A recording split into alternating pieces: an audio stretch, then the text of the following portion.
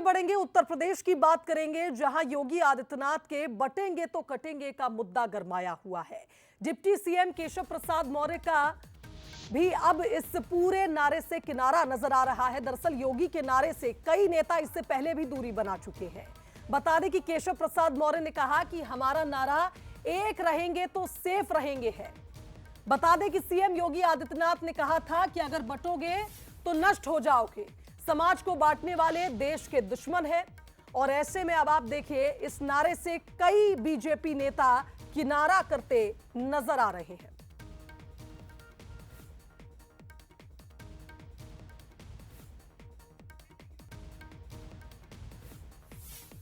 तो देखिए, सबसे पहले आपको यह बताते हैं कि उत्तर प्रदेश के सीएम योगी आदित्यनाथ और डिप्टी सीएम ने क्या कुछ कहा। 500 वर्षों का इंतजार क्यों हमें करना पड़ा था? क्यों करना पड़ा था? क्योंकि हम बटे थे। काशी में क्यों हमें अपमान झेलना पड़ा था? क्योंकि हम बटे थे। मथुरा में क्यों अपमान झेलना पड़ा? क्योंकि हम बटे थे। और जब बटे थे तो कटे थे। बटना नहीं है, एकजुट होना है। याद रखना, भारत की आज की सबसे बड़ी चुनौती है जाति के नाम पर बांटने वाले लोग देश के दुश्मन की तरह काम कर रहे हैं। दिए गए भाषण के क्रम में कोई ऐसी लाइनें निकलती हैं तो उससे बहुत चिंतित होने की आवश्यकता नहीं है। इसकी चिंता अगर किसी को, श्री राहुल गांधी को हो, श्री अखिलेश यादव जी को हो, या ओवैसी को हो, या ऐसे जो नेता हैं उनको हो, लेकिन इस विषय को लेकर के मुझे लगता है कि बहुत चिंतित होने की आवश्यकता नहीं। और कोई ऐसा नारा नहीं है। हमारे जो सर्वोच्च नेता हैं उन्होंने स्पष्ट कह दिया है, एक है तो सेफ है। सबका साथ, सबका विकास, भारत का विकास, विकसित भारत, आत्मनिर्भर भारत, संगठित भारत, एक भारत, श्रेष्ठ भारत। तो देखिए, जिस तरह से योगी आदित्यनाथ ने ये नारा दिया था, उसके बाद महाराष्ट्र चुनाव में भी कई नेताओं ने बटेंगे तो कटेंगे नारे से दूरी बना ली थी। उप मुख्यमंत्री देवेंद्र फडणवीस ने नारे का समर्थन किया था। उन्होंने कहा था कि मुझे योगी जी के नारे में कुछ भी गलत नहीं लगता। तो वहीं अजीत पवार का कहना था कि बटेंगे और कटेंगे का हमने सबने विरोध किया है। ये यूपी नहीं है, ये महाराष्ट्र है, यहां पर ये नहीं चलता। इसके अलावा आप देखिए, केंद्रीय मंत्री नितिन गडकरी ने भी इस नारे से दूरी बना ली थी। योगी जी के नारे में कोई गलत बात नहीं देखता। इस देश का इतिहास देखिए, जब जब ये देश जातियों में बटा, प्रांतों में बटा, समुदायों में बटा, तब तक ये देश गुलाम हुआ। देश भी कटा और व्यक्ति भी कटे। इसलिए बटेंगे तो कटेंगे, ये इस देश का इतिहास रहा है। और मैं समझ नहीं पाता हूं कि अगर कोई ये कहता है कि बांटिए मत और बटिए मत, तो इस पर ऑब्जेक्शन लेने की क्या बात है। एक स्टेट के चीफ मिनिस्टर आते हैं और वो बोल देते हैं बटेंगे कटेंगे, तुरंत हमने बताया कि ये उत्तर प्रदेश नहीं है, नॉर्थ में ये चलता होगा। हमारे महाराष्ट्र में शिवशाहू फुले अम्बेडकर की विचारधाराओं से महाराष्ट्र चलता है।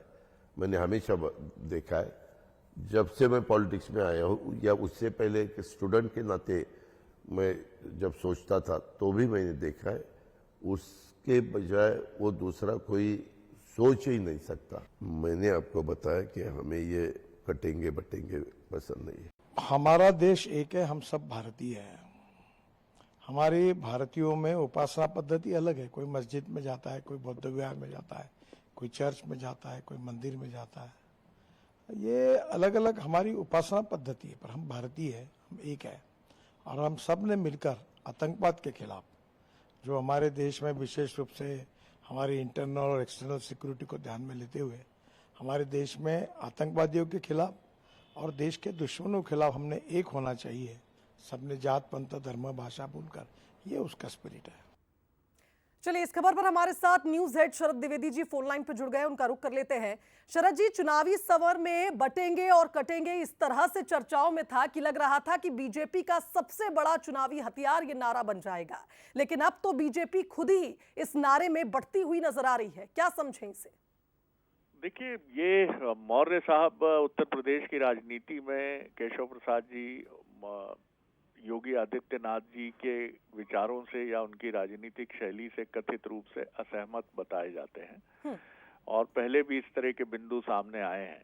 उनका नजरिया तो हम चलिए मान लें कि वो एक राजनीति में दो लोग होते हैं एक प्रदेश की राजनीति में और वो एक दूसरे से असहमत हैं, लेकिन एक है सेफ है का नारा जो मोदी जी का है और जो बटोगे तो कटोगे का नारा है, बीजेपी के अनेक नेता उसके भावार्थ को एक ही बता रहे हैं, उसके अर्थ को एक ही बता रहे हैं। बटोगे तो कटोगे से मतलब ये नहीं है, उनका दावा है कि इसका ये अर्थ नहीं है कि ये भारत में रहने वाले किसी समुदाय के विरुद्ध ये नारा है।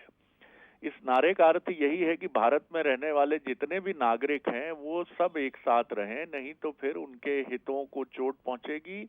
और इसको उन्होंने कटोगे के तहत बटोगे तो कटोगे का नारा दिया है। मोदी जी ने यही बात दूसरे तरीके से कही है कि एक हैं तो सेफ हैं, अगर हम एक साथ रहेंगे तो हम सेफ रहेंगे। लेकिन इस नारे की उत्तर प्रदेश में ध्वनि अल्पसंख्यकों से जोड़कर देखी गई और यही वजह है कि ये नारा महाराष्ट्र में आके कहा जा रहा है कि अजीत पवार कह रहे हैं और गडकरी जी कह रहे हैं कि ये नारा महाराष्ट्र के लिए नहीं है।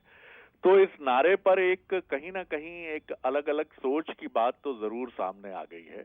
अब ये बीजेपी के लिए उपचुनाव और दो राज्यों के चुनाव में कितना मददगार होगा या क्या इस विभाजन से या इस बंटवारे से बीजेपी को कुछ नुकसान भी हो सकता है, ये तो 23 नवंबर के नतीजे बताएंगे।